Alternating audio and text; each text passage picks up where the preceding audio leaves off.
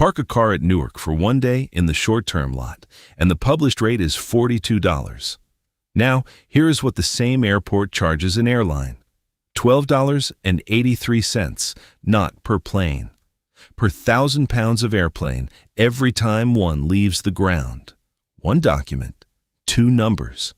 Your day in a parking space costs more than 3,000 pounds of jet. There are about 16 videos on this subject right now, and they all tell you the same story. The airport is a toll booth. It has a captive audience. It prints money. All of that is true, and all of it stops one step before the part that decides where the money actually ends up. Because the question is not how much an airport makes.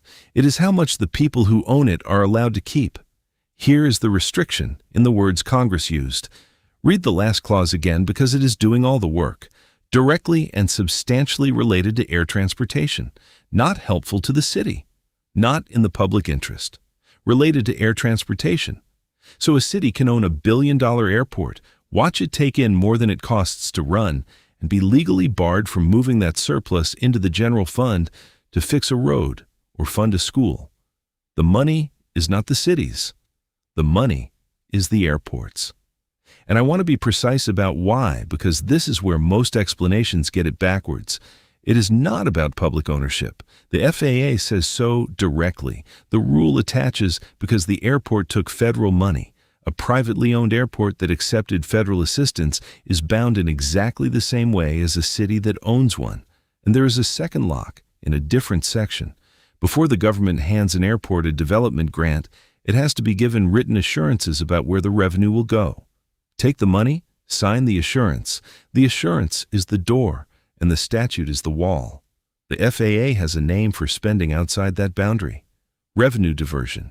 And its published policy lists what falls on the wrong side: general economic development, marketing unrelated to the airport, payments in lieu of taxes that exceed the value of the services actually provided, and one example so specific it can only have come from someone actually doing it: a parade float with no airport on it. That is, in the federal policy, as an example of what you may not spend airport money on, which means at some point somebody tried.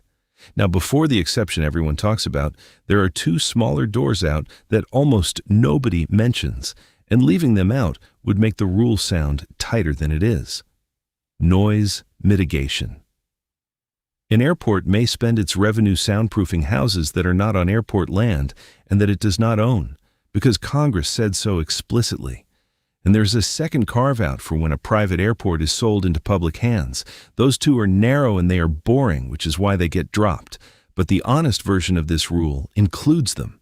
And the version that does not is a version that has been simplified until it stopped being true.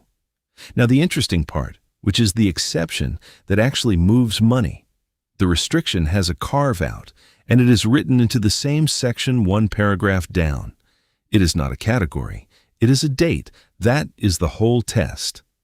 If your city wrote the right sentence into a bond covenant before September 2nd, 1982, it can keep doing what it was already doing. If it wrote that sentence on September 3rd, it cannot. And the date is not arbitrary. It is the day the Airport and Airway Improvement Act took effect. Congress was writing a new rule, looked at the cities and authorities that had already been moving airport money for decades under their own laws and bond covenants, and decided not to break those arrangements retroactively, which is a defensible thing to do. If a city had already sold bonds promising investors that airport revenue would back them, tearing that up would have broken the bonds. But the effect is that the door closed behind them.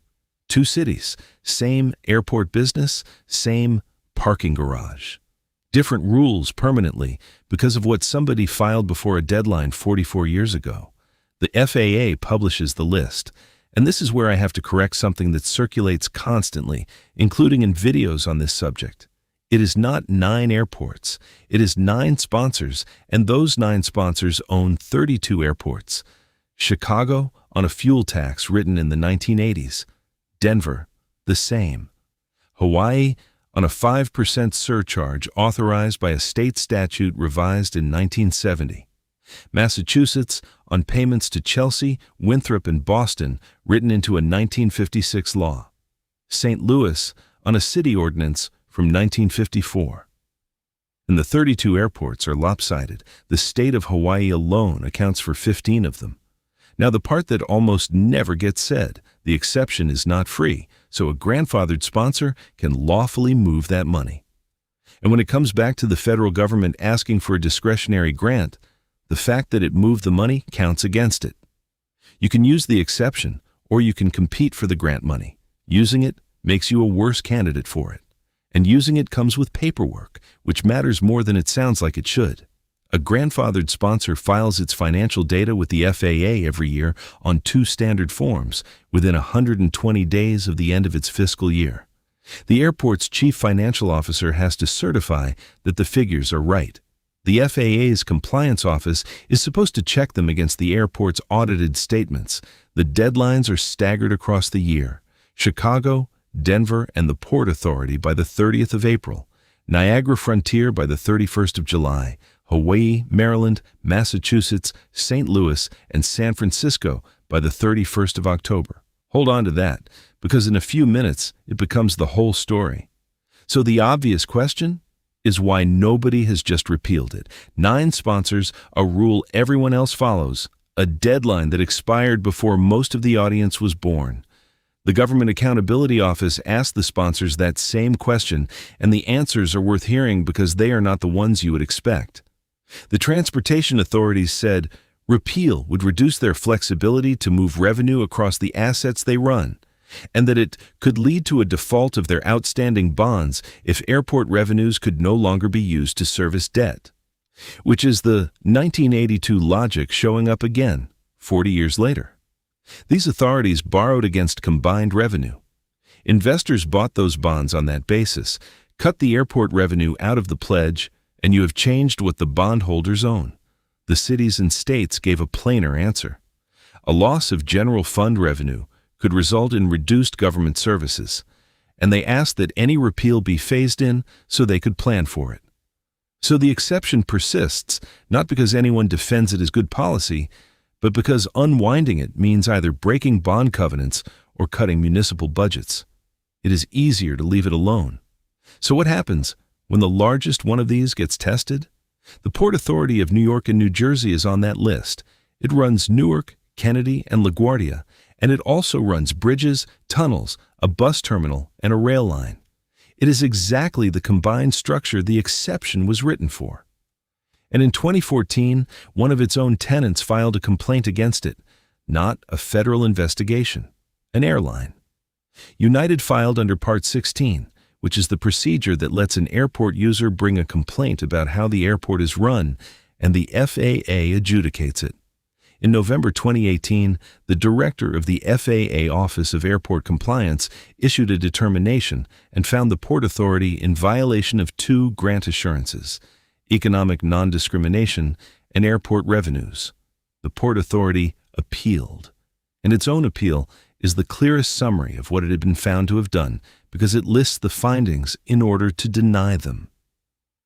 In January 2021, the Associate Administrator for Airports ruled, and the ruling is more interesting than a simple yes or no because it did 2 things at once.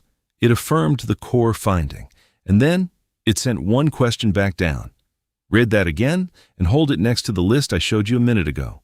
The FAA's own published list names the Port Authority as grandfathered, and in this order, the FAA told its own director to go and determine whether those rights exist. The part that was affirmed is the sentence, to keep. Even if you hold the exception, it does not reach facilities you do not own. And the corrective action ordered is not a fine and a handshake. Report revenue and expenses, airport by airport. Disclose the data to the FAA and to the airlines within 60 days of being asked. Separate accounting under standard accounting principles with its own ledger accounts for each airport. Repay with interest. And then, every year afterwards, a sworn declaration. Signed under penalty of perjury by the chairman of the Board of Commissioners and by the comptroller, certifying that the accounting is accurate. The first one to carry the calculations back to 1994. There is also a line drawn forward, not just backward. And the disclosure obligation does not run only to the regulator. The order says the data goes to the FAA or to other interested parties, and it names them the airlines that serve the airports, which closes the loop on how this started. An airline asked how the money was being counted, could not get an answer, it accepted, and filed. The order ends by requiring that the answer be given to airlines on request within 60 days. No allegation of theft, no fraud charge. This is administrative compliance law, and that is exactly what makes it worth your attention. The largest airport operator in the country, holding the strongest exemption available, was ordered to have 2 named officers swear to the arithmetic. So what happens to a sponsor that gets this wrong? The first thing is that the money goes back, not as a fine, as a repayment into the airport's own account with interest, and the interest is not the ordinary kind. Double the treasury rate, running from the day the money moved, not from the day you were caught. And if it is not paid back, there are 2 multipliers in the code, and neither of them is a flat fine. Double the diversion, or up to 3 times the revenue involved. The penalty is a multiple of the money itself, which means the bigger the diversion, the bigger the exposure, without limit. So, a hard rule, a narrow exception, and penalties that scale with the amount. That is a serious enforcement regime on paper. Which brings us to the last document, and it is the one that changes how you should read all of the others. In April 2018, the Inspector General of the Department of Transportation published an audit of how the FAA was handling these very payments. Nobody asked for it. The report is marked self-initiated. It reviewed 8 of the grandfathered sponsors, and it found that half of them did not know how to report correctly because the FAA had not told them how. Then, it looked at the FAA's own annual summary reports covering 1995 through 2015 and found the data on 4 of those 8 sponsors was inaccurate. $200 million understated, and then $2.1 billion understated on a single sponsor. The agency that administers the rule, that publishes the list, that decides who is grandfathered and who is diverting, could not accurately count what was being moved. And remember what I asked you to hold on to earlier. The forms, the 120-day deadline, the chief financial officer signing to say the numbers are right. All of that machinery existed the whole time. The reporting was happening. It was the counting on the other end that was wrong. It made 3 recommendations. The FAA agreed with all 3. And here's a sequence worth noticing without me telling you what it means. That audit is April 2018. The FAA's compliance guidance letter that sets the annual reporting rules for grandfathered sponsors, that moves the job of reminding them onto a single office, and that exists specifically so those sponsors know what they owe and when, is dated the same year. I am not going to claim one caused the other, because I do not have a document that says so. I am telling you both dates and letting you hold them next to each other. And I want to be careful here, because it would be easy to turn that into an accusation, and it is not one. This is a reporting and guidance failure found by the department's own auditor, published and accepted. That is the system working, slowly and in public. It is also the reason to be careful with any number you hear about airport revenue diversion, including the ones in this video. The list is real. The statute is real. The totals attached to them were, by the government's own account, wrong for 20 years. So back to the $42. It is not a city revenue stream. It is not a tax. It is money that federal law binds to the building you are standing in, and it is bound there because that building took federal money, which turns the usual complaint on its head. The garage is expensive because the airport has to fund itself. It cannot be topped up from the city's general budget, and it cannot top the city's budget up either.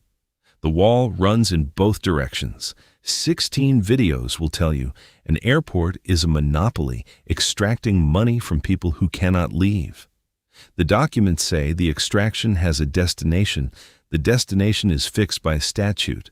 The exception is 9 sponsors and 1 date in 1982, and the agency that polices all of it lost track of $2 billion. And if you take one thing from this, take the habit rather than the airport. When somebody tells you an institution is making a fortune, the interesting question is almost never how much. It is whether they are allowed to keep it and where the law says it has to go instead. Those two questions have documents behind them. The outrage usually does not. Every number in this video is on screen with the document it came from. If you want to check any of them, the citations are in the description, and they are all public.